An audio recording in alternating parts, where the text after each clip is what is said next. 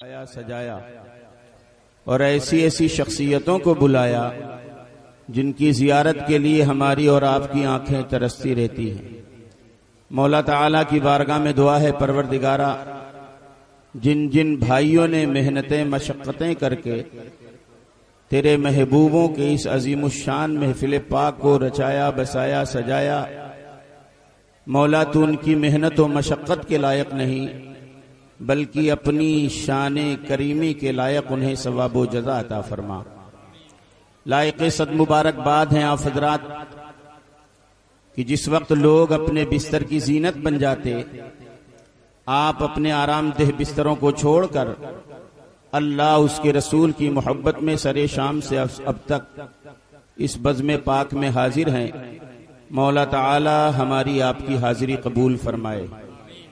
حضرات، بہت ہی مقدس بابرکت محفل ہے، بہت زیادہ شور اور ہنگامہ ہے، ایسا لگتا ہے ہم لوگ کسی جلسے میں نہیں کسی میلے میں بیٹھے ہیں، اور یہ ہرگز نہیں ہونا چاہیے۔ یہ اللہ اس کے رسول کی محفل پاک ہے۔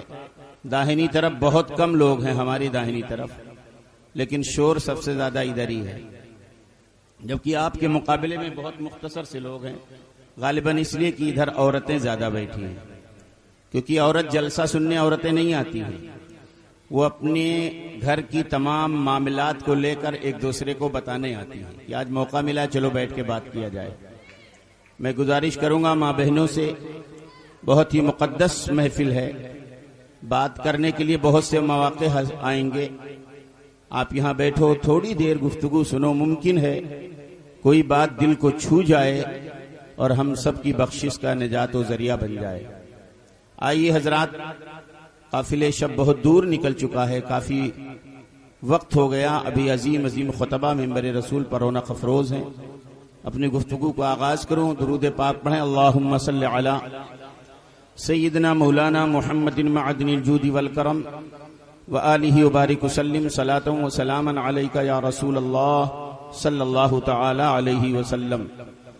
بلغ العلا بکمالہ کشف الدجا بجمالہ، بلغ العلا بکمالہ کشف الدجا بجمالہ، حسنت جمیع خصالہ صلو علیہ وآلہ۔ ہزار بار بشویم دہند مشک و گلاب، ہنوز نامے تو گفتن کمال بے ادبیست۔ ادب گاہیست زیر آسماں از عرش نازک تر، نفس گم کردمی آید جنید و با یزیدی جا۔ اور یا رسول اللہ سرور کہوں کہ مالک و مولا کہوں تجھے، سرور کہوں کہ مالک و مولا کہوں تجھے، باغ خلیل کا گل زیبا کہوں تجھے۔ اور تیرے تو وصف عیب تناہی سے ہے بری، حیراں ہوں میرے شاہ میں کیا کیا کہوں تجھے۔ اور اللہ تیرے جسم منور کی تابشیں، اے جانے جاں میں جانے تجلا کہوں تجھے۔ لیکن رضا نے ختم سخن اس پہ کر دیا، خالق کا بندہ خلق کا آقا کہوں تجھے، خالق کا بندہ خلق کا آقا کہوں تجھے۔ اور جگمگاتی چمچماتی نائٹ ہے، یہ تو بہت آسان زبان ہے، جگمگاتی چمچماتی نائٹ ہے، اگر آپ کی سمجھ میں آ رہی تو کہہ دو سبحان اللہ۔ جگمگاتی چمچماتی نائٹ ہے، جب تک سب لوگ سبحان اللہ نہیں کہو گے میں یہی کہتا رہوں گا۔ جگمگاتی چمچماتی نائٹ ہے، ماشاءاللہ ایسا لگ رہا ہے آواز پہ بھی ویٹ لاگو ہے، بہت دب دب کے بول رہے ہیں۔ جگمگاتی چمچماتی نائٹ ہے، ماشاءاللہ اب داہنا بازو کمزور لگ رہا ہے۔ جگمگاتی چمچماتی نائٹ ہے۔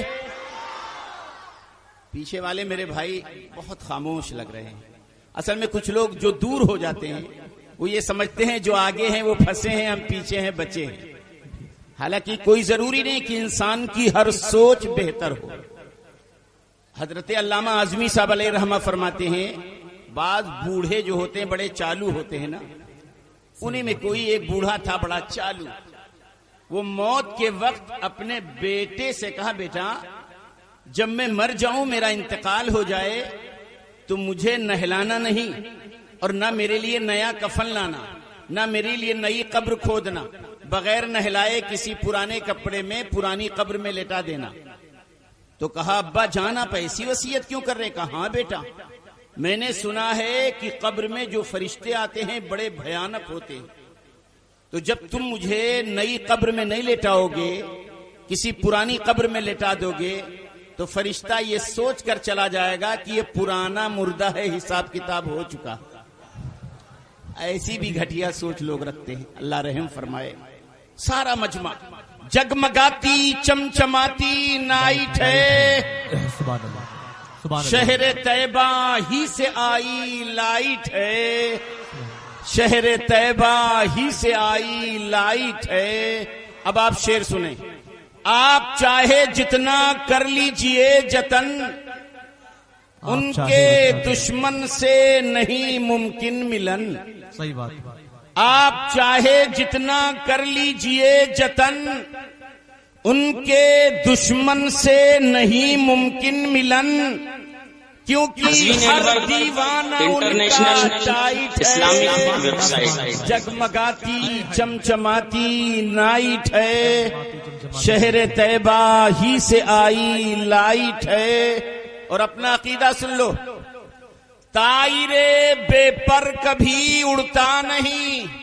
مائک والے بھیا ذرا اکو ہٹا دو، نعت ہونے لگے تب اکو لگاؤ، تقریر میں اکو نہ لگاؤ۔ مائک آپریٹر سے گزارش ہے اکو ہٹا دیں۔ طائر بے پر کبھی اڑتا نہیں، بے وسیلے کے خدا ملتا نہیں۔ صحیح بات۔ ارے کیا اڑے گا تو، کٹی سی کائٹ ہے، جگمگاتی چمچماتی نائٹ ہے، شہر طیبہ ہی سے آئی لائٹ ہے۔ اور غوث اعظم خواجہ غریب نواز سید سالار مسعود غازی پاک شاہ بلخی علیہ الرحمت و رضوان، توجہ ادھر رکھو، سماعت ادھر رکھو۔ لاج رکھیں با خدا خلقت کی یہ، لاج رکھیں با خدا خلقت کی یہ، چینج کر دیں فائلیں قسمت کی یہ، اس کے ولیوں کے لیے سب رائٹ ہے، جگمگاتی چمچماتی نائٹ ہے، شہر طیبہ ہی سے آئی لائٹ ہے۔ حضرات قرآن مقدس کی جس آیت کریمہ کو میں نے اپنی گفتگو کا عنوان بنایا، میری گزارش ہے صرف 15 منٹ آپ غور سے سن لو، اس کے بعد آپ جیسا چاہو گے ویسا ہو جائے گا۔ صرف 15 منٹ پوری توجہ ہماری طرف رکھیں آپ۔ قرآن مقدس کی جس آیت کریمہ کو میں نے اپنی گفتگو کا عنوان بنایا، خلاق کائنات ارشاد فرماتا، یا ایھا الذین آمنوا اتقوا اللہ وکونوا مع الصادقین، اے ایمان والو اللہ سے ڈرو اور سچوں کے ساتھ ہو جاؤ۔ یہ آیت کریمہ حقیقت میں ایک سمندر علم و حکمت کا سمیٹے ہوئے ہے، لیکن بظاہر موٹی موٹی 3 باتیں ہیں۔ یا ایھا الذین آمنوا، اے ایمان والو، اتقوا اللہ، اللہ سے ڈرو، وکونوا مع الصادقین، اور سچوں کے ساتھ ہو جاؤ۔ اے ایمان والو اللہ سے ڈرو اور سچوں کے ساتھ ہو جاؤ۔ انہی 3 باتوں پر تھوڑی تھوڑی روشنی ڈال کر میں گزر جاؤں گا۔ اللہ ارشاد فرماتا ہے، اے ایمان والو، ایمان والا کسے کہا جائے؟ آج دنیا میں نہ جانے کتنے مسلک، ہر مسلک کا یہی دعویٰ ہم صاحب ایمان، دنیا میں نہ جانے کتنی جماعت، ہر جماعت کا یہی دعویٰ ہم صاحب ایمان، باقی ساری دنیا بے ایمان۔ ایک عام انسان وہ بیچارہ کشمکش میں ہے، ایک مولوی ادھر سے آتا، وہ کہتا ہم صاحب ایمان، باقی سارے لوگ بے ایمان۔ ایک مولوی ادھر سے آتا، وہ کہتا ہم صاحب ایمان، باقی ساری جماعتیں بے ایمان۔ ایک مولوی ادھر سے آتا، ہم صاحب ایمان۔ عام انسان پریشان حال ہے۔ منبر رسول سے میں عرض کر رہا ہوں، علم و حکمت کے سمندر تشریف فرما ہے، ایمان والا مانا کسے جائے، کسے جائے، اہل ایمان کسے کہا جائے؟ تو یہ دعویٰ یہ ہے، جس کے دل میں نبی کی محبت ہو اس دل والے کو صاحب ایمان کہا جائے گا، جس دل میں نبی کی عظمت ہو اس دل والے کو ایمان والا کہا جائے گا۔ یہ ہے دعویٰ دلیل کیا ہے؟ آؤ صحابہ کرام کی نورانی زندگی سے پوچھا جائے، رسول اللہ کے صحابہ سے پوچھا جائے، اے آقا کریم کے صحابہ، کیا عشق نبی کا نام ایمان ہے؟ عشق رسول کا نام ایمان ہے؟ محبت رسول کا ایمان ہے؟ جس دل میں نبی کی محبت ہو، کیا اسی دل والے کا نام اہل ایمان ہے؟ آؤ حضرات، سب سے پہلے آپ کے دل و دماغ کو میں لے کر چلتا ہوں، اسلام اور کفر کی جو سب سے پہلی جنگ ہوئی تھی، جنگ بدر کی طرف چلو۔ اللہ کے حبیب نے صلی اللہ علیہ وسلم نے اپنے دیوانوں کو میدان بدر میں بلایا تھا۔ کب بلایا؟ جب ظالموں نے چیلنج کر دیا، اے محمد عربی، اب آپ کا مقابلہ کسی تدبیر سے نہیں بلکہ طاقت اور تلوار سے کیا جائے گا، اپنے ماننے والوں کو لے کر میدان بدر میں آ جاؤ۔ اللہ کے حبیب نے دیوانوں کو پکارا تھا، اس وقت روئے زمین پر 313 مسلمان تھے۔ حضرات، دیوانوں نے جب رسول اللہ کے کلام کو سنا تو رسول اللہ کے دیوانوں نے یہ نہیں کہا یا رسول اللہ ہمارے پاس لڑنے کے لیے تلوار نہیں ہے، ہمارے پاس لڑنے کے لیے تلوار روکنے کے لیے ڈھال نہیں ہے، یا رسول اللہ ہمارے پاس جنگی گھوڑے بھی نہیں ہے، یا رسول اللہ کون سی طاقت کو لے کر ہم میدان بدر میں اتنے بڑے ظالموں کی فوج سے مقابلہ کریں گے۔ کسی دیوانے نے یہ نہیں کہا، بلکہ آقا نے جب فرمایا تو دیوانوں کی ساری پوری جماعت میدان بدر میں حاضر ہو گئی، میدان بدر میں حاضر ہے۔ اللہ کے حبیب کا حکم ہے، خالی ہاتھ ہیں، ہاتھ تلوار سے خالی ہے، ڈھال سے ہاتھ خالی ہے، جنگی گھوڑے سے خالی ہیں، لیکن بظاہر طاقت بھی کم نظر آ رہی ہے، بظاہر کمزور بھی ہے، کیونکہ رمضان المبارک کا مہینہ ہے، مسلمان بھوکے پیاسے ہیں۔ میدان بدر میں آقا کریم کے حکم کو لے کر میدان بدر میں پہنچ چکے ہیں، اللہ کے حبیب کے حکم کا انتظار کر رہے ہیں۔ اللہ کے حبیب کے لیے میدان بدر میں ایک کٹیا تیار کی گئی تاکہ سرکار کو دھوپ کی شدت سے بچایا جا سکے۔ اس کٹیے میں نبی نے دعا کی تھی، اے خالق کائنات، یہ مٹھی بھر تیرے چاہنے والے آج اگر تو نے ان کو فتح نہ دیا تو قیامت تک تیرے نام لیوا دنیا سے ختم ہو جائیں گے۔ یہ نبی نے بدر کے میدان میں دعا کیا تھا۔ اللہ تبارک و تعالیٰ کہہ سکتا تھا، مصطفیٰ یہ کہنے والے تم کون ہوتے ہو؟ یہ قوم شہید ہو جائے گی، میں قادر مطلق ہوں، دوسری جماعت کو پیدا کر دوں گا جو تمہاری رسالت اور میری ربوبیت کا اقرار کرے گی۔ یہ کیوں کہتے ہو؟ لیکن نبی کا جواب اللہ نے یہ نہیں دیا۔ اللہ نے جواب کیا دیا؟ قرآن سے پوچھو، حفاظ قرہ بیٹھے، اذ تستغیثون ربکم فاستجاب لکم، اے میرے محبوب جب تم اپنے رب سے استغاثہ کر رہے تھے، مصطفیٰ جب تم اپنے رب سے دعا فرما رہے تھے، فاستجاب لکم، تو مصطفیٰ تمہارے رب نے تمہاری دعا قبول فرما لی ہے۔ سبحان اللہ، سبحان اللہ، حبیب آپ کی دعا قبول ہے۔ بائیں طور کہ انی ممدکم بِأَلْفٍ من الملائکہ، اے میرے حبیب میں تمہاری مدد 1000 فرشتوں سے کر رہا ہوں۔ سبحان اللہ، سبحان اللہ، کتنے ہزار؟ 1000 فرشتے۔ بہت غور سے سننا، میں پوری توجہ چاہتا ہوں، میں کوئی مقرر نہیں ہوں، بہت بڑے مدرسے کا ایک معمولی سا مدرس ہوں۔ میں چاہتا ہوں جتنی گفتگو کروں آپ کے دل و دماغ میں اتر جائے، تھوڑی پوری توجہ آپ کا چاہتا ہوں۔ اللہ رب العزت نے کتنے ہزار سے مسلمانوں کی مدد کا وعدہ فرمایا؟ یہ قرآن پڑھ رہا ہوں میں، انی ممدکم بِأَلْفٍ من الملائکہ، حبیب میں تمہاری مدد 1000 فرشتوں سے کر رہا ہوں۔ تو رسول پاک کو صحابہ سے کہنا چاہیے، صحابہ پریشان نہ ہو، 1000 فرشتے ہماری مدد کو آ رہے ہیں۔ لیکن نبی نے صحابہ سے 1000 نہیں کہا، بلکہ نبی نے صحابہ سے 3000 کہا۔ اور یہ میں نہیں کہتا ہوں، قرآن کہتا ہے، میں قرآن پڑھ رہا ہوں۔ اذ تقول للمؤمنین، اے میرے حبیب جب تم مومنوں سے کہہ رہے تھے، أَلَن يَكْفِيَكُمْ أَن يُمِدَّكُمْ رَبُّكُمْ ب3,000,000 من الملائکہ، مصطفیٰ جب تم مومنوں سے کہہ رہے تھے صحابہ کیا یہ تمہارے لیے کافی نہیں ہے کہ اللہ تمہاری مدد 3000 فرشتوں سے فرما دے؟ سبحان اللہ سبحان اللہ. غور کرو، اللہ کہہ رہا ہے میں تمہاری مدد 1000 فرشتوں سے کہہ رہا ہوں، اور نبی صحابہ سے کہہ رہے ہیں 3000. اب قرآن کی تفسیریں اٹھاؤ، تفسیر کشاف پڑھو، تفسیر کثیر ابن کثیر پڑھو، اختصار کے طور پر پڑھنا ہے تو مدارک التنزیل پڑھو، خوب تفصیلی معلومات کرنی ہے تو امام قرطبی کو تفسیر قرطبی میں پڑھو. سبحان اللہ. جب نبی نے 3000 کہا تو اللہ فرماتا ہے اے فرشتوں 1000 نہیں 3000 تیار ہو جاؤ. اللہ اکبر. فرشتوں نے کہا مولا تیرا آرڈر پہلے 1000، تیرا حکم پہلے 1000، آرڈر بدل گیا، حکم بدل گیا.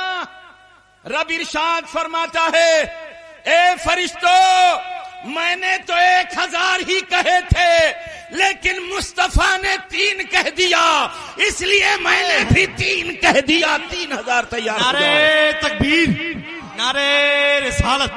علماء اہل سنت، علماء اہل سنت. 3000 کی تیاری ہو رہی ہے. سبحان اللہ. ادھر صحابہ کے چہرے پر خوشی کے آثار نہیں، چونکہ نئے نئے مسلمان تھے، فرشتوں کی طاقت کا اندازہ نہیں تھا. سوچ رہے تھے 3000 فرشتے ان سے نپٹ پائیں کہ نہ نپٹ پائیں، اس لیے خوش نہیں ہوئے. آقا فرماتے ہیں صحابہ 3000 فرشتوں سے اللہ مدد کر رہا ہے، تمہارے چہرے پر خوشی کے آثار نہیں. ایک صحابی بول پڑے فدا کا امی و ابی یا رسول اللہ، صلی اللہ علیہ وسلم. اللہ کے حبیب میرے ماں باپ آپ پر قربان ہو. فلاں قبیلے کا سردار اپنی فوجیں بھیجا ہے، فلاں قبیلے کا سردار اپنی فوجیں بھیج دیا، فلاں قبیلے کا سردار اپنی فوجیں بھیجا ہے. مطلب یہ ہے یا رسول اللہ دشمن بہت ہیں. تب نبی نے کیا کہا؟ قرآن سے پوچھو، میں قرآن پڑھ رہا ہوں. ان تصبروا وتتقوا ويأتوكم من فورهم هذا يمددكم ربكم ب5000 من الملائكة. سبحان اللہ سبحان اللہ. مفہوم قرآن. اے صحابہ اگر تم صبر اور تقوی پر قائم رہے تو تمہارا رب تمہاری مدد 5000 فرشتوں سے فرمائے گا. سبحان اللہ سبحان اللہ سبحان اللہ. اب نبی نے صحابہ سے کہا 5000، پھر اللہ ارشاد فرماتا اے فرشتوں 3000 نہیں 5000 تیار ہو جاؤ. سبحان اللہ. پھر سوال مولا پہلے 1000 پھر 3 اب 5، وہی جواب. ہاں فرشتوں میں نے تو 1000 کہے، حبیب نے 3 کہہ دیا تو میں نے بھی 3 کہہ دیا، اب مصطفیٰ 5 کہہ رہے ہیں تو اے فرشتوں 5000 تو تیار ہو کر جاؤ. اور اے ملے اعلیٰ سارے فرشتوں تیار رہو.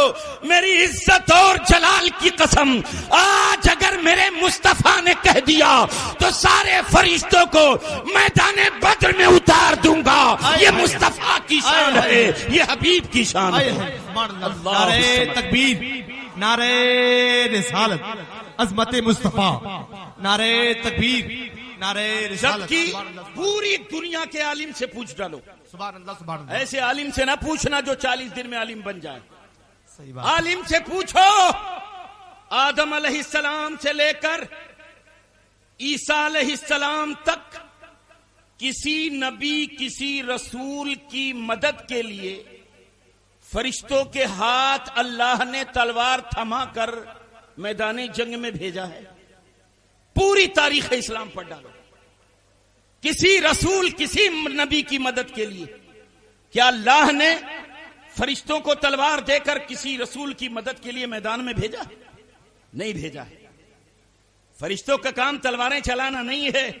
خود قرآن سے پوچھو وَإِذْ قَالَ رَبُّكَ لِلْمَلَائِكَةِ إِنِّي جَاعِلٌ فِي الْأَرْضِ خَلِيفَةً. یاد کرو تو تمہارے رب نے فرشتوں سے کہا تھا میں زمین پر اپنا نائب بنانے والا ہوں. تو فرشتوں نے کیا کہا؟ قالوا اتجعل فيها من يفسد فيها ويسفك الدماء. فرشتوں نے کہا ایسے کو نائب بنائے گا جو زمین میں جو خون بہائیں، زمین میں فساد کریں، تلواریں چلائیں. یہ انسانوں کے بارے میں کہا تھا. یہ تلوار چلائیں گے، خون بہائیں گے. اور اپنے بارے میں کیا کہا تھا؟ وَنَحْنُ نُسَبِّحُ بِحَمْدِكَ وَنُقَدِّسُ لَكَ. ہم تیری تسبیح پڑھتے ہیں، تیری تقدیس بیان کرتے ہیں. دونوں کا کام بتا دیا. مولا یہ انسان خون بہائے گا، تلواریں چلائے گا، فساد کرے گا، ہم تیری تسبیح پڑھتے ہیں. لیکن رب کی مشیت نے جواب دیا تھا، اے فرشتو تم تسبیح پڑھتے رہو، تقدیس بیان کرتے رہو، لیکن انتظار کرو جب میرے محبوب کا زمانہ آئے گا تب تمہیں بھی تلوار تھما دیں گے اور تمہیں بھی میدان بدر میں اترنا پڑے گا. یہ مصطفیٰ کی شان ہوگی، یہ میرے محبوب کا عظیم الشان آقا کریم کی تکریم ہوگی. سبحان اللہ سبحان اللہ. یہ رسول اللہ کی شان ہے. اب آگے بڑھو. میدان بدر، جنگ بدر ختم ہو گئی. یہ حدیث امام بیہقی وقت قاضی ثناء اللہ پانی پتی نے تفسیر مظہری میں تحریر فرمایا، اور اسی حدیث کو امام قرطبی نے تفسیر قرطبی میں تحریر فرمایا. کہتے ہیں بدر کی جنگ ختم ہو گئی، نبی عصر کی نماز میدان بدر میں پڑھا رہے تھے. کون سی نماز؟ عصر کی نماز. بولو بھائی، کون سی نماز؟ عصر کی نماز. کب پڑھی جاتی ہے؟ صبح کی شام میں. ایک عالم نے ٹوٹی باری میں کہا عصر کی نماز کب ہوتی ہے؟ تو ایک نوجوان کہہ رہا ہے صبح. اللہ الصمد. اور ایک عالم نے ایک جلسے سے پوچھ لیا کہ او بھیا نوجوان بیٹا کھڑا ہو جا، بتا فجر میں کتنی رکعت ہے؟ تو نوجوان کھڑا تو ہوا، لیکن کوئی یوں کر رہا ہے، کوئی یوں کر رہا ہے، بیچارہ کنفیوز ہو گیا. تو کہہ رہا حضرت فجر میں 12 رکعت ہے. تو کہا بیٹا بیٹھ جا، تو بتا بیٹا فجر میں کتنی رکعت؟ تو اس نے کہا حضرت 8 رکعت. کہا تم بھی بیٹھ جاؤ. پوچھا تو بتا بیٹا فجر میں کتنی رکعت؟ تو اس نے کہا 17 رکعت. ایسے ایسے 40 تک پہنچایا. تو ایک بزرگ بیٹھے ہوئے تھے، بغل کے نوجوان سے کہا بیٹا بتا دے فجر میں 4 رکعت ہے. تو نوجوان کہتا ہے بابا چپ رہو، جو مولانا 40 نہیں مانتا بھلا 4 مانے گا. اللہ رحم فرمائے. ایسے ایسے نوجوان اللہ تعالی علم دین مصطفیٰ عطا فرمائے. نبی عصر کی نماز پڑھا رہے تھے. غور سے سننا حدیث پاک. صحابہ کہتے ہیں نبی نماز میں مسکرا رہے تھے. سبحان اللہ. آپ بتاؤ، یقین سے بتانا، نبی پاک صلی اللہ علیہ وسلم کی محبت سے اپنے دل کو سجا لو، خدا کی قسم سچائی کے ساتھ بتانا. امام اگر مصلی پر مسکرا دے تو مقتدیوں کو کیسے پتا چلے گا؟ بھائی امام اگر مصلی پر مسکرا رہا ہے تو مقتدیوں کو کیسے معلوم؟ کیونکہ نماز کا حکم ہے اگر آپ حالت قیام میں ہیں تو نگاہ سجدے کی جگہ رکھیں. اگر آپ رکوع میں گئے ہو تو نگاہ انگوٹھے پر رکھو. اگر آپ سجدے میں ہو تو نگاہ ناک پر رکھو. اگر آپ قعدے میں ہو یعنی بیٹھے ہوئے ہو تو نگاہ رانوں کے درمیان یعنی گود میں رکھو. یہ ہے نماز کا حکم. اور صحابہ کہتے ہیں نبی نماز میں مسکرا رہے تھے. بتاؤ نگاہ نماز میں کہاں چاہیے؟ اور صحابہ کہتے ہیں نبی نماز میں مسکرا رہے تھے. اچھا آج کل کے نمازی ہوتے تو مان لیا جاتا، جیسے خاص کر تراویح کی نماز. آج کل جو ہوتی نماز تراویح کی تو جتنے بوڑھے ہوتے ہیں اگلی صفوں میں اور جتنے نوجوان ہوتے ہیں پچھلی صف میں یا چھتوں پہ. امام صاحب اللہ اکبر، سبوں نے نیت باندھ لی. آپ سن رہے ہیں رضوی نیٹ ورک انٹرنیشنل اسلامی ویب سائٹ بفیض روحانی حضور علامہ و مولانا الحاج الشاہ حسین احمد رضوی رحمت اللہ.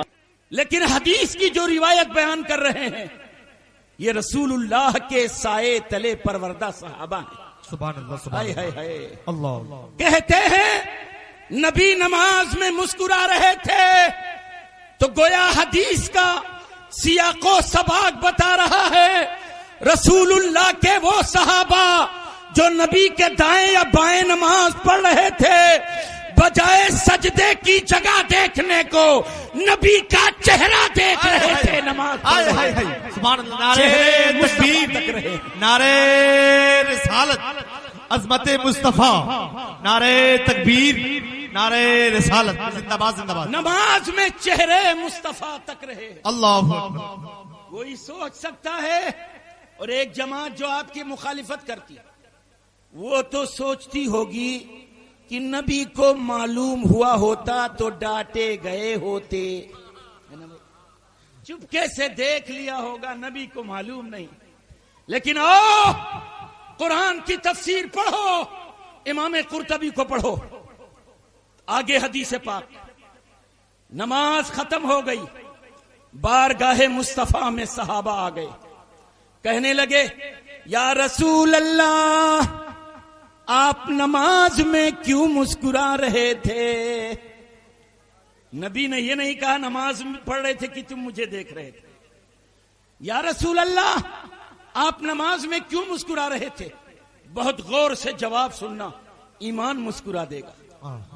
نبی فرماتے ہیں صحابہ سنو، جب حضرت جبریل جنگ بدر کے بعد اپنے اسلحے اور وردی کے ساتھ آسمان میں گئے، آسمان کا چکر لگایا، سارے راستے مسدود ہیں، بند ہیں، سارے راستے بند، اوپر جانے کا کوئی راستہ نہیں.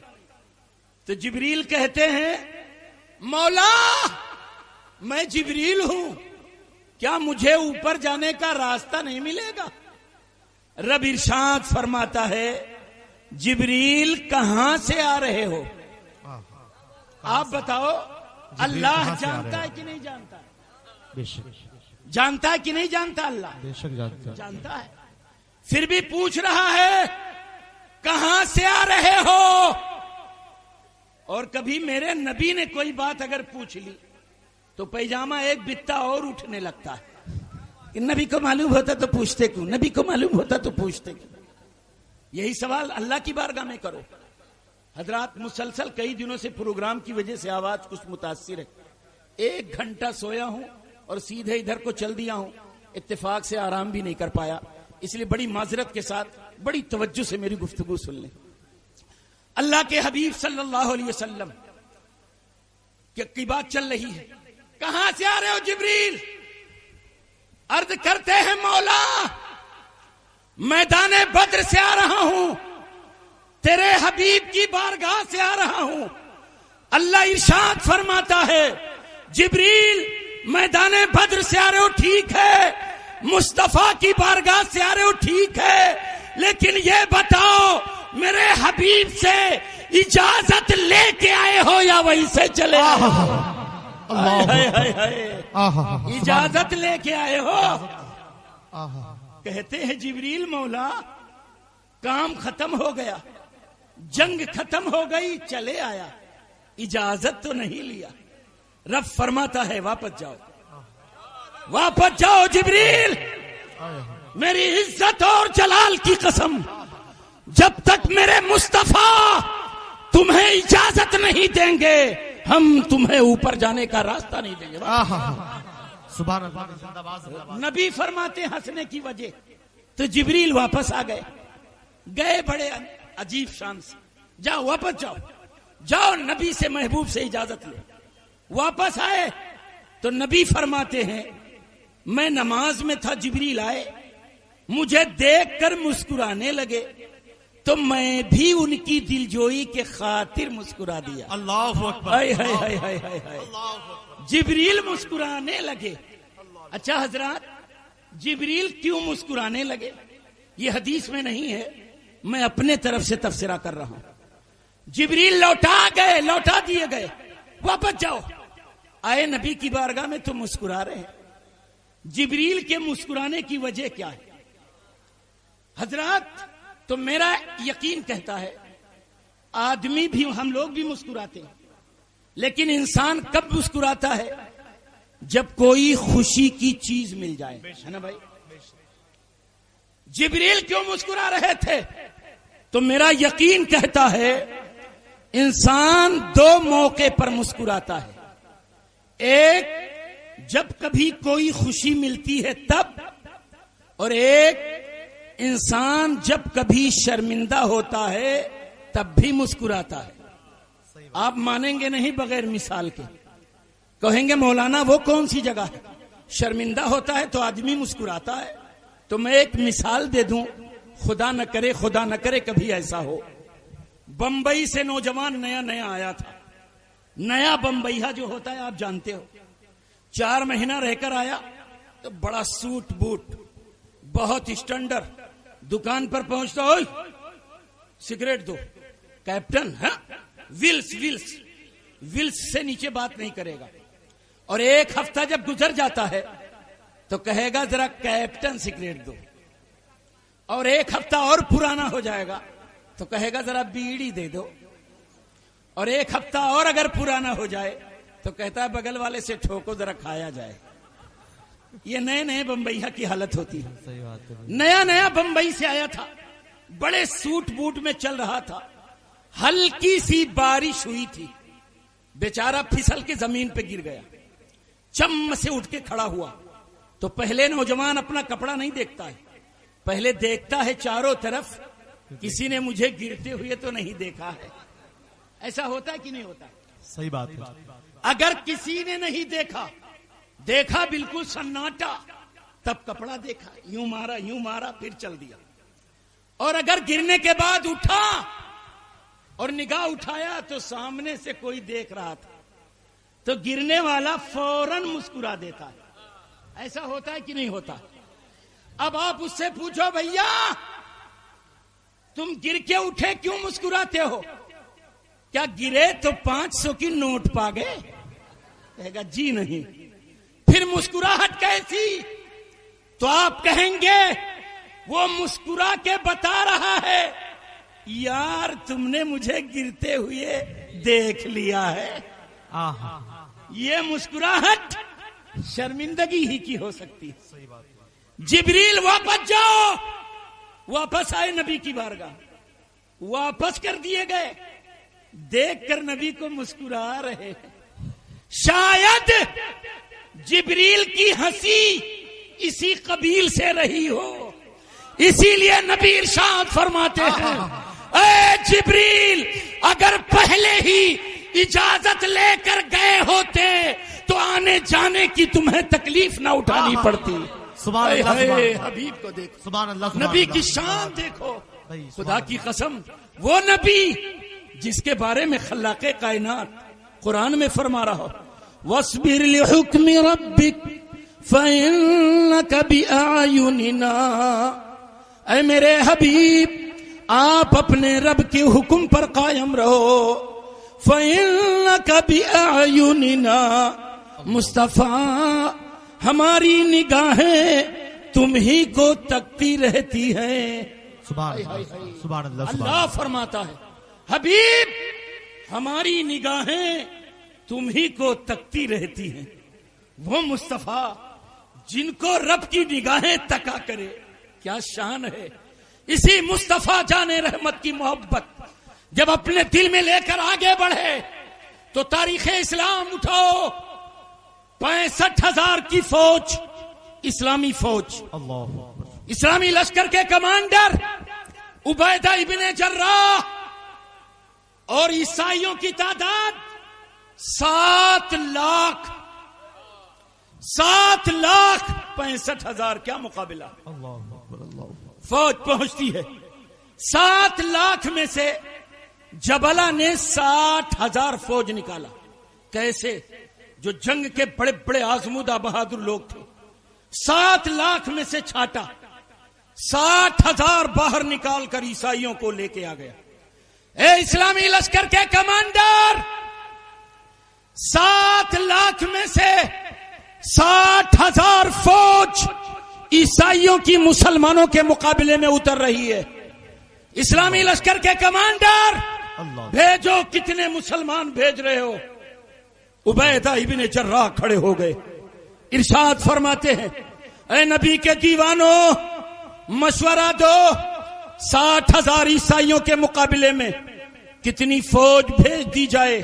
ایک صحابی کہنے لگے حضور 60,000 عیسائیوں کے مقابلے میں 25,000 مسلمان بھیجے جائیں. دوسرے مسلمان کھڑے ہو گئے, جی نہیں, 60,000 کے مقابلے میں 20,000 کافی ہیں. ایک اور کھڑے ہو گئے, جی نہیں, 60,000 کے مقابلے میں 15,000 بہت کافی ہے. ایک اور کھڑے ہو گئے, 15,000 کی کیا ضرورت ہے, 60,000 کے مقابلے میں 10,000 بھیج دیا جائے. عبیدہ ابن جراح کی نگاہ سیف اللہ خالد ابن ولید پر پڑتی ہے. ارشاد فرماتے ہیں سیف اللہ تم کھڑے ہو جاؤ, بتاؤ 60,000 عیسائیوں کے مقابلے میں کتنے مسلمان بھیجے جائیں؟ سیف اللہ کھڑے ہوئے, مسکرانے لگے, روضہ رسول کو تصورات میں بوسہ دیا, ہوٹوں پر مسکراہٹ ہے, عرض کرنے لگے اے اسلامی لشکر کے کمانڈر 60,000 عیسائیوں کے مقابلے میں ایک تو میں ہو گیا, میرے ساتھ 59 مسلمان اور بھیج دو. 60,000 کے مقابلے میں 60 مسلمان کافی ہے, زیادہ بھیجنے کی ضرورت نہیں. نعرے تکبیر, نعرے رسالت, نعرے رسالت, عظمت مصطفیٰ, نعرے تکبیر, نعرے رسالت. یہ کون بول رہا ہے؟ نبی کا عشق بول رہا ہے, نبی کی محبت بول رہی ہے, نبی کے حسن کی انگڑائی بول رہی ہے. 60 مسلمان 60,000 کے مقابلے میں, ٹھیک ہے لے کے جاؤ. عبیدہ ابن جراح نے 60 مسلمان دیا. جب ایک چھوٹی سی جماعت تلوار لے کر تیور بدل کر چلی تو جبلہ دیکھنے لگا, ارے یہ لوگ کہاں آ رہے ہیں؟ چھوٹی سی جماعت آ رہی. دور ہی سے کہتا ہے کہاں آ رہے ہو سیف اللہ؟ ارشاد فرمایا تیرے تکبر کا جنازہ نکالنے آ رہا ہوں. کہا جنگ کرنے آ رہے ہو؟ کہاں ہاں. تو ہنسنے لگا, خوب کہا لگا رہا. آپ نے فرمایا کیوں ہنس رہا ہے؟ کہا معاذ اللہ میں سمجھ رہا تھا اسلامی لشکر کا جو کمانڈر ہوتا ہے ہوشیار ہوتا ہے, معاذ اللہ میں تمہاری بے وقوفی پر ہنس رہا. کہا کیوں؟ کہا دیکھو 60,000 کا لشکر جرار ہے, 60 مسلمانوں کو موت کے منہ میں ڈھکیلنے لا رہے ہو. ارے تمہیں کیا ہو گیا؟ کیا تم موت سے نہیں ڈرتے ہو؟ کیا زندگی سے پیار نہیں ہے؟ حضرت خالد ابن ولید کا عشق رسالت بولنے لگا, او عیسائیوں ہم نبی کے غلام ہیں, اور نبی کا غلام جب تک جیتا ہے تو غازی کہلاتا ہے, اور مرتا ہے تو شہید کہلاتا ہے. اس لیے ہم موت سے ڈرا نہیں کرتے, موت کی آنکھوں میں آنکھیں ڈال کر گفتگو کرتے ہیں. پھر سیف اللہ جواب دیتے ہیں ارے او ظالم سن, یہ تو اور لوگوں کے مقابلے میں نے کہہ دیا. کوئی میرے ایمان سے پوچھے تو میرا ایمان یہ کہے گا, میرا عشق یہ کہتا ہے او ظالم جبلا 60,000 کے مقابلے میں اکیلے خالد بن ولید کی تلوار کافی ہو سکتی ہے. اللہ نبی کا عشق دیکھو, نبی کی محبت دیکھو, اور یہی محبت جب لے کر مسلمان آگے بڑھے. حضرات اگر میں تفصیلی گفتگو کروں گا تو شاید صبح ہو جائے, میں اپنی گفتگو کو سمیٹ رہا ہوں. یا ایھا الذین آمنوا, ایمان والو, ایمان نبی کی محبت کو کہتے ہیں. وکونوا مع الصادقین, اور سچوں کے ساتھ ہو جاؤ. اس ٹاپک پہ آ جاؤ تھوڑی دیر کے لیے, بڑی توجہ سے میری گفتگو سننا. حضرات یہ اولیاء کرام کے دامن کرم سے وابستہ کیوں ہوتے ہو؟ حضرت بلخی شاہ کی محبت سے اپنے دل کو آراستہ کیوں کیے ہوئے ہو؟ حضرات کچھ لوگ سمجھتے ہیں یہ دیوانے, کچھ لوگ سمجھتے ہیں یہ پاگل, نہ جانی کیا حضرت بلخی لگائے رکھے. میں انہیں پیغام دیتا ہوں اور بخاری کی یہ حدیث سناتا ہوں. کون سی کتاب؟ بخاری شریف. کون سی کتاب؟ یہ آپ یاد رکھنا تاکہ کوئی بد مذہب جب تم سے سوال کرے تو یہ حدیث سنا دینا. میں علماء کی موجودگی میں حدیث پڑھ رہا ہوں. بلخی شاہ کی محبت بلخی شاہ کی محبت سے دل کو آراستہ کرنا کون سا فائدہ ہے؟ بخاری کی حدیث پڑھ رہا ہوں۔ عن سہل بن سعد ان رسول اللہ صلی اللہ تعالی علیہ وسلم ليدخلن الجنة من أمتي 70,000 أو 700,000 بغیر حساب و کتاب۔ حضرت سہل بن سعد سے روایت ہے، کہتے ہیں آقا صلی اللہ علیہ وسلم نے ارشاد فرمایا، میری امت کے 70,000 اولیاء او 700,000 یا 7 لاکھ اولیاء۔ راوی کو شک ہے کہ نبی نے 70,000 کہا یا 7 لاکھ کہا، لیکن کم سے کم مان لو 70,000 اولیاء بغیر حساب و کتاب کے جنت میں جائیں گے۔ یہ بخاری کی حدیث۔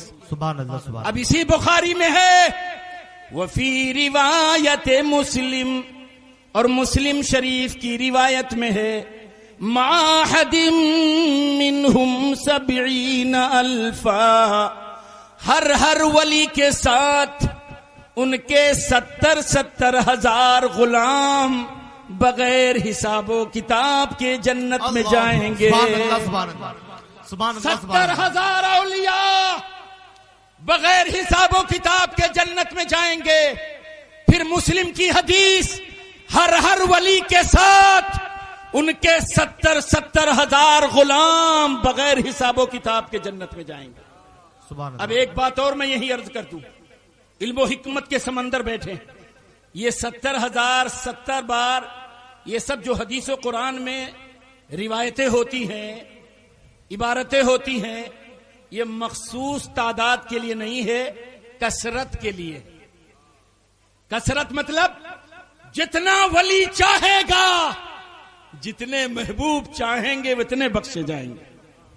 اب آپ بخاری پھر آ جائیے، بخاری شریف، یہ غلام کیسے جائیں گے؟ بخاری کی حدیث میں پوری پڑھ رہا ہوں۔ متماسکون آخذ بعضهم بعضا، یہ غلام ایک دوسرے کا ہاتھ تھامے ہوں گے۔ بلخی شاہ سے پیار کرتا ہے، لائن لگا، لائن لگا، ہاتھ پکڑ لے، ہاتھ پکڑ لے، لائن لگا لے، لائن میں آ جا۔ متماسکون آخذ بعضهم بعضا، وہ ایک دوسرے کا ہاتھ تھامے ہوں گے، ایسے تھامے ہوں گے، لائن لگ جائے گی۔ اچھا آقا کہاں ہوں گے؟ ولی کہاں ہوگا؟ رہبر کہاں ہوگا؟ مرشد کہاں ہوگا؟ ہمارے پیار کا مرکز کہاں ہوگا؟ میں بخاری کی حدیث پڑھ رہا ہوں۔ لا يدخل الجنة اولهم، ان میں کا جو اول ہوگا آقا ہوگا، رہبر ہوگا، پیر ہوگا۔ لا يدخل الجنة، وہ جنت میں نہیں جائے گا۔ لا يدخل الجنة اولهم حتى يدخل آخرهم، ان میں کا جو آقا ہوگا، پیر ہوگا، مرشد ہوگا، اس وقت تک جنت میں نہیں جائے گا جب تک اس کی صف کا آخری غلام جنت میں نہ چلا جائے۔ پیر وہیں کھڑا رہے گا۔ ولی وہاں کھڑا، جنت کے دروازے پر کھڑا ہے۔ بخاری کی حدیث ہے، جماعت لگی ہوئی ہے، لائن لگی ہے جماعت کی، چلو غلاموں جاؤ جنت میں۔ اس وقت تک مرشد جنت میں نہیں جائے گا جب تک ان کی صف کا آخری غلام جنت میں نہ چلا جائے۔ حدیث مصطفیٰ پڑھا تو میرا یقین پکار اٹھا، اے بلخی شاہ سے محبت کرنے والوں، ان کے عرس پاک میں شرکت کرنے والوں، ان کا عرس منانے والوں، انشاءاللہ العظیم کل قیامت میں بلخی شاہ اعلان کریں گے، اے غلاموں جنت کے دروازے پر لائن لگا لو۔ غلاموں کی صف لگ جائے گی، پیر جنت کے دروازے پر ہوگا، غلام بغیر حساب و کتاب کے جنت میں جا رہے ہوں گے۔ اسی لیے یہ جلسہ سجایا جاتا ہے، اسی لیے لنگر کیا جاتا ہے۔ سبحان اللہ سبحان اللہ سبحان اللہ سبحان اللہ، اللہ اکبر اللہ اکبر، یا رسول اللہ، زندہ باد زندہ باد۔ اللہ اکبر یا رسول اللہ. ایک آخری تاریخ غور سے سننا، انشاءاللہ ایمان مسکرا دے گا. یہ اولیاء کرام کی محبت، یہ اولیاء کی توجہ، یہ اولیاء کرام کی نگاہ کرم، یہی تو کامیابی کا راز ہے، یہ دلیل ہے. اب دعویٰ، یہ دعویٰ ہے، دلیل اب سنو. تاریخ اسلام آپ نے اپنے علماء، بس آخری تاریخ بہت غور سے سننا، آپ نے اپنے علماء سے سنا ہوگا. غوث اعظم پیروں کے پیر جب بغداد میں تقریر کر رہے تھے تو ایک عیسائی نے چیلنج کیا تھا، مردے کو زندہ کرنے والا. کردستان میں تشریف لے گئے، کردوں کا علاقہ تھا. مردہ جب زندہ ہو گیا، ہزاروں کردوں نے کلمہ پڑھ لیا، اور انہی کلمہ پڑھنے والے کردوں میں سلطان صلاح الدین کے ایوبی کے والد نے بھی کلمہ پڑھا تھا. سبحان اللہ سبحان اللہ سبحان اللہ. اور جب سلطان صلاح الدین ایوبی پیدا ہوئے تو لے کر بارگاہ غوثیت میں آ گئے. اے پیران پیر دستگیر، یہ میرا لختے جگر ہے، اس کے سر پہ ہاتھ رکھ کر دعا فرما دو، اللہ کی بارگاہ کا یہ عظیم الشان غازی بن کر چمکے. غوث اعظم نے دستے اقدس رکھا. اے خالق کائنات، اس بچے کو مولا اپنے راستے کا عظیم الشان مجاہد بنا دے. غوث اعظم کی دعا بن کر جب آگے بڑھے سلطان صلاح الدین ایوبی، بڑی غور سے یہ تاریخ پر سننا، آگے بڑھے، پوری دنیا کی عیسائیت اور یہودیت کی طاقت لگ گئی. بیت المقدس کی طرف بڑھ رہی ہے فوج، اسلامی فوج آگے جا رہی ہے.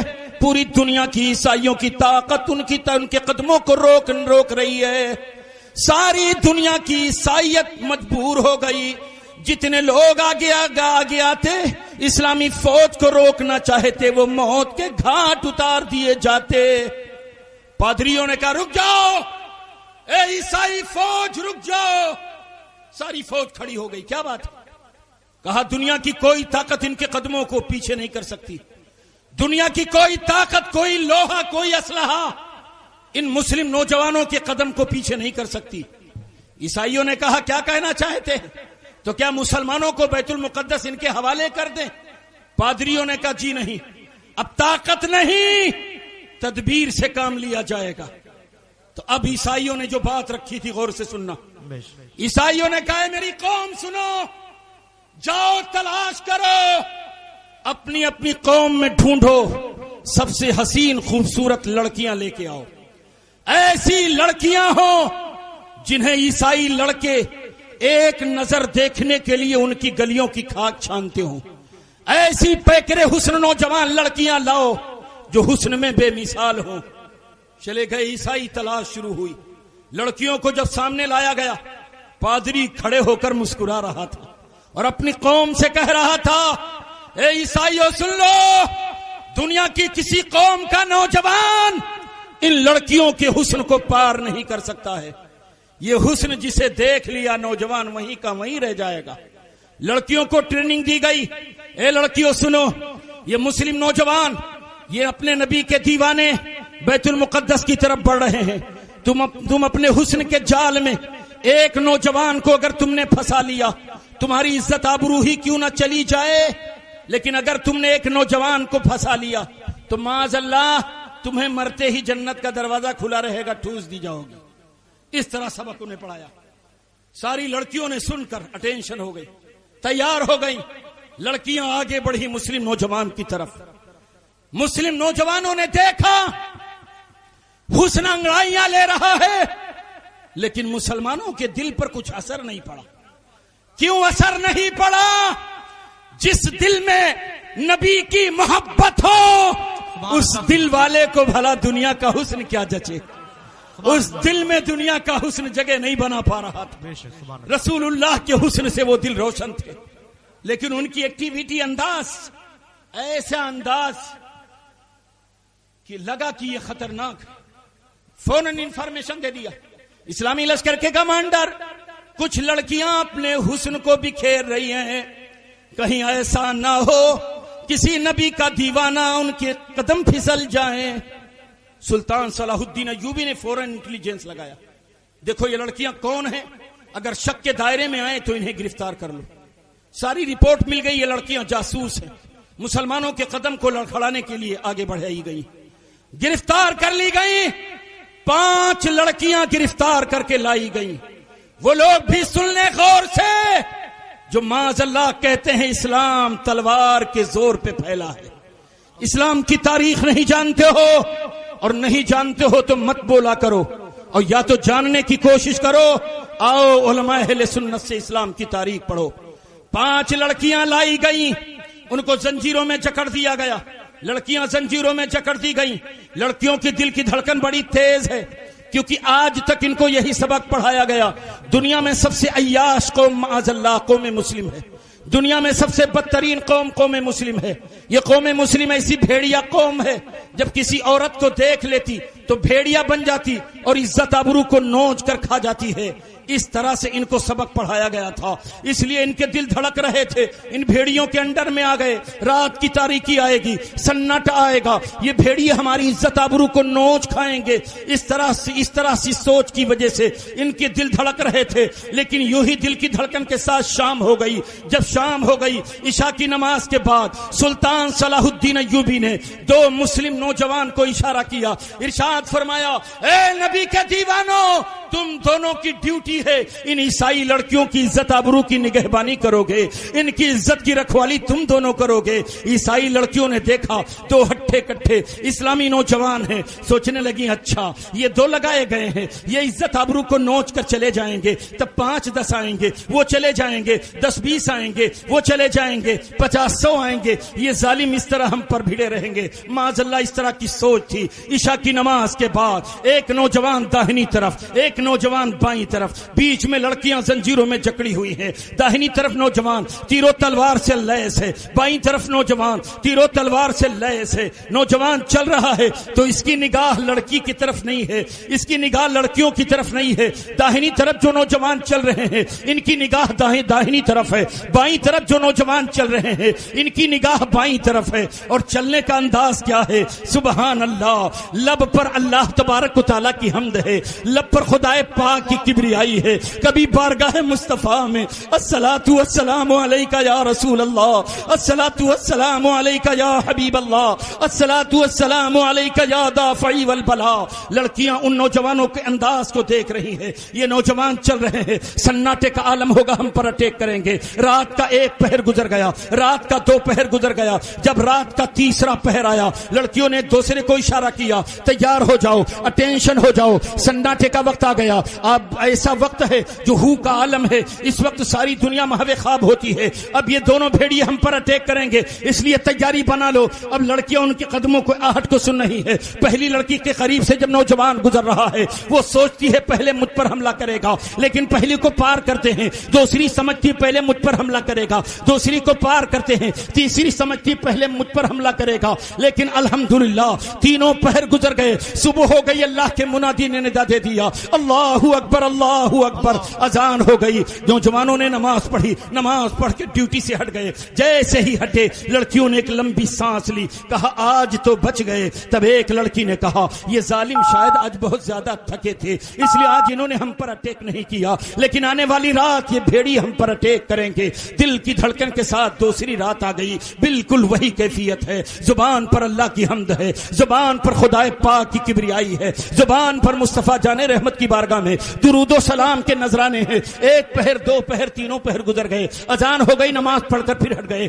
پھر لڑکیوں نے کہا آج بچ گئے. تب ایک لڑکی بولی 2 رات تو بچ گئے، لیکن آنے والی رات یہ تیسری رات ہے. یہ بھیڑیے ہم پر ضرور اٹیک کریں گے، آج ہماری عزت بچ نہیں سکتی. تب انہی میں سے ایک لڑکی آنکھوں میں آنسو لے کر جب بولتی ہے کہ او لڑکیوں سنو، جن کو تم غلط تصور کر رہی ہو، سچ تو یہ ہے 2 رات مسلسل گزر چکی، کسی نوجوان نے ایک نگاہ اٹھا کر بھی ہمارے حسن کو نہیں دیکھا ہے. تب لڑکیوں نے کہا تم جھوٹ بولتی ہو، ایسا نہیں ہو سکتا ہے، ہمارا حسن لاجواب ہے. رات کی تاریکی ہے، سناٹے کا عالم ہے. ہمارے حسن کو پانے کے لیے ہماری قوم کے بڑے بڑے لوگ بولیاں لگاتے ہیں. ہماری حسن کو ایک نگاہ دیکھنے کے لیے نہ جانے کتنے لوگ ہماری گلیوں کی خاک چھانتے ہیں، نہ جانے کتنے سرمایہ دار دولتوں کا انبار ہمارے حسن کے قدموں میں میں لٹا کر جاتے ہیں. رات کی تاریکی، سناٹے کا عالم، ہو کا عالم، ہمارا حسن لاجواب. یہ نوجوان کوئی اٹیک نہیں،